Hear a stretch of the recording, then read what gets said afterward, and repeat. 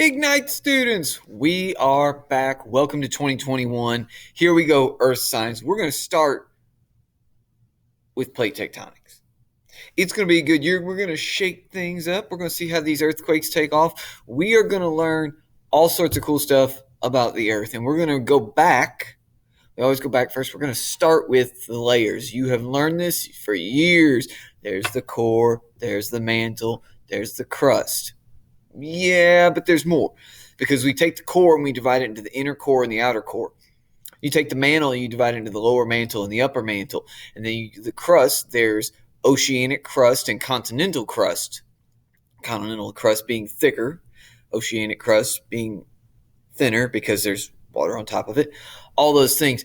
And then you cross that with the spheres. And the spheres don't line up. They talk about different things. So let's get right into it. Here we go. Would you have to scale so that all of these things are appropriate? It's not the zoom in model like normal. Core takes up this huge chunk. The inner core, the outer core is separated by what's solid and what's liquid. It's easy to define what's inner and what's outer. It's two things. The mantle, all right, so usually you're just core, mantle, thin little crust. We've got the mantle is now divided into the lower mantle and the upper mantle. All right, so this up here says Asthenosphere. That's the mantle. Okay, this is the mantle. Only this mountain range and the color that also extends below the ocean, only that's crust. That's it. Okay? This is the mantle. All right, we got the lower mantle, you got your upper mantle. How does this compare to, here we go. We got to move some stuff around here. The lithosphere is the top guy.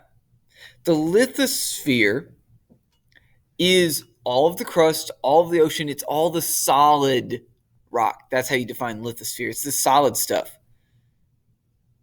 When you get down here to the asthenosphere isn't liquid in the traditional sense where things flow and move. It's plastic, but that's a technical thing. It flows. That's the best way to think of it. It flows.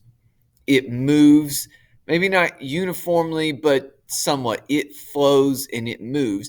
And so all of this solid rides on top of this flowing, moving asthenosphere.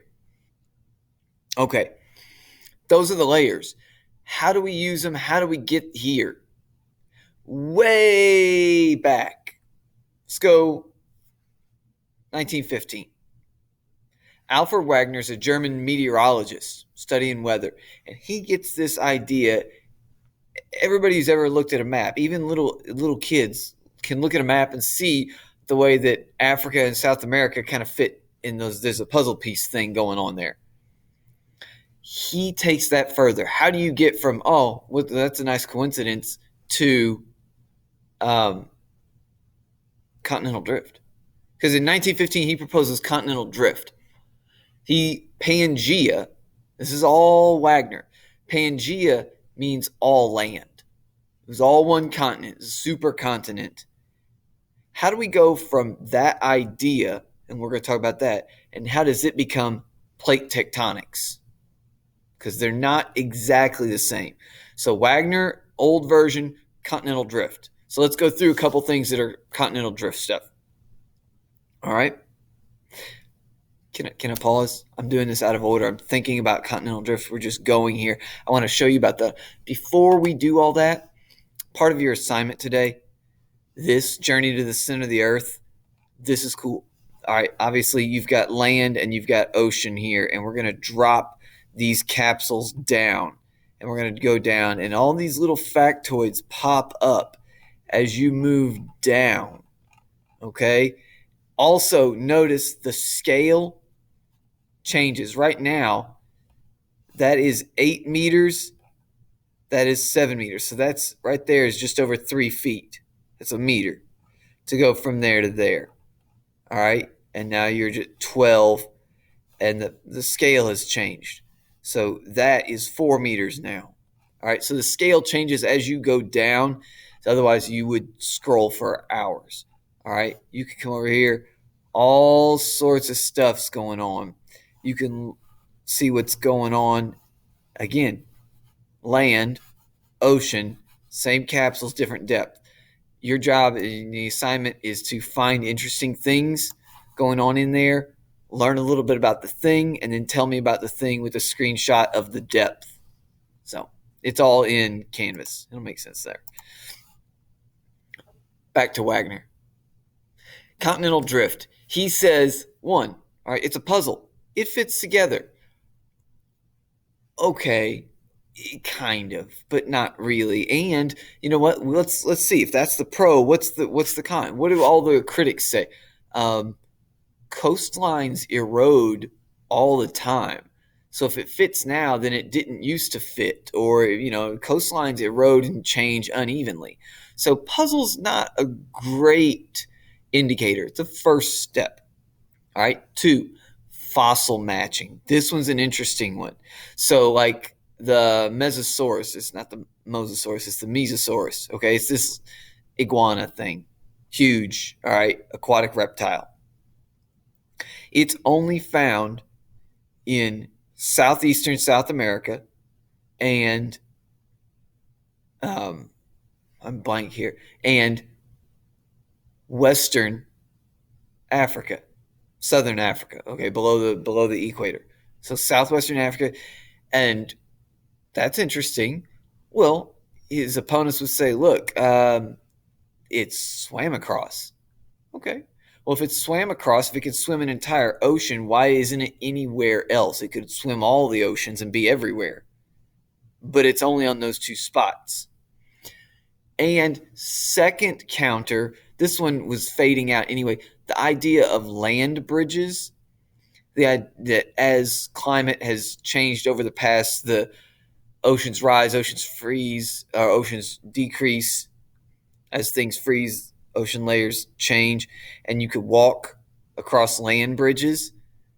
You would see a land bridge, and it's a long way from Africa to South America. Okay. Next, rock types and structures. Okay. The Appalachian Trail, the Appalachian Mountains, Georgia to Maine, they keep going up into Canada, and then they continue in Nova Scotia, or sorry, not Nova Scotia, the Scandinavian, Norway, Sweden, and Finland. Same mountains, same age, same rock types. It's kind of odd, but when you find those there, things have spun a little bit. So finding that's another piece of evidence. One more piece of evidence that Wagner had was ancient climates, okay? That there used to be these glaciers all across South America, Australia, India, and Africa. And the same glacial till, the soil pushed up in front of this stuff, in front of these glaciers, was uniform and even across all these places that shouldn't have been together. But it was. And that was a hard one to explain, too. And he was a meteorologist, so he liked that one because it was weather-related. Okay. The biggest problem for Continental Drift, why everybody thought he was way out there and just let's let that guy be. How? How in the world does this big chunk of rock with mountains and valleys and rivers and how does it move as one thing across the globe? I don't know. He didn't know. He could not find a mechanism, a way for this to happen. And that's the most critical thing. He didn't have the why, not the why, the how. Okay? He said, well, the moon and the tides. No, was not strong enough. People immediately were able to calculate, no, it's not going to happen. Right? If that was strong enough to do that, the earth would stop spinning, like all sorts of stuff. It wasn't until the late 60s, 1968 or so, after the ocean floors were really well mapped, that plate tectonics started being accepted and took over for continental drift. Continental drift's the old name. Because there wasn't a how associated with it, the theory is now plate tectonics. These plates, these giant pieces of lithosphere, ride over the asthenosphere in the mantle and move around. That's plate tectonics. All right, let's check these out. This is a long time ago. This goes back before Pangea a little. Pangea is 200. Hold on. We're going to try again. Here we go.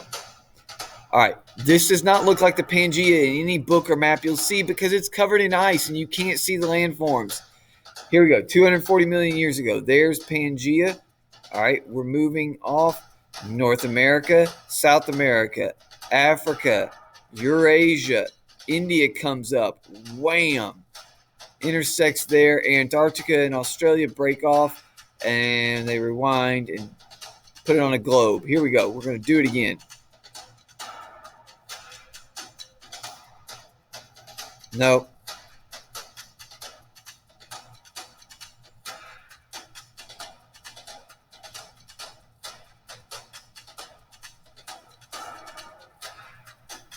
Pause. There we go.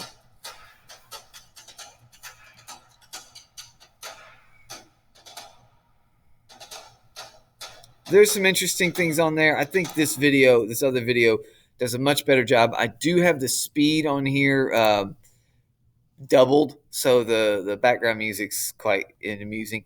All right, this is pretty much the Pangea that you're talking about, but you don't see, with the ice cover, it's tough to see these land masses, okay? It's tough to see what's going on, but you've got everything's right here. Just here we go. 240 million years ago, there's Pangea. All right, 220 million years ago, we've spread out. Here we go. This is tilted. This is also the way it looked on Earth. This is why there were glaciers across all of this. You've got Antarctica and Australia. You've got South America and Africa. All right, I think personally, here we go. We're going to break that up at 120 million years ago. Let's expand this. Full screen. It's not going to happen. There we go. Watch some of Saudi Arabia here. First of all, India is going to collide. There, look at the Appalachian Trail. Wham, wham, wham. Here and across. We can rewind this. We could do this. Appalachian Mountains go straight across here through the British Isles into Scandinavia.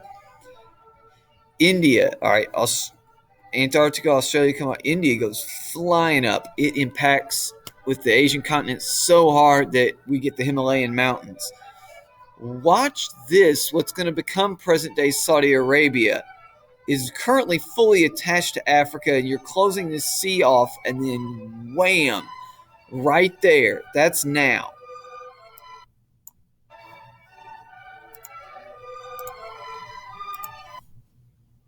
We're not going forward 50 million years yet. We're going to go right now. 20 million years ago, 40 million years ago, there is nothing. Africa and this Saudi Arabian peninsula are connected. Currently, they're obviously not. You can go right through here. This is breaking off and moving northeast. The African plate is also moving north. All right, and watch this. This is a projection into the future. If you want to see the way things kind of keep moving, North American plate comes in on here, splits and rebounds. Some mechanism for that. All right, recollides, possibly. That's beyond us, and the source that's a good source for that video, but again, there's a lot of modeling going on there. Here's what we know. The continents have drifted over time. The evidence for it is fairly strong. Okay, we're going to get to more of that and what they look like now. We're going to get to the earthquakes caused by all this, and we're going to learn a whole lot about plate tectonics. You guys have a great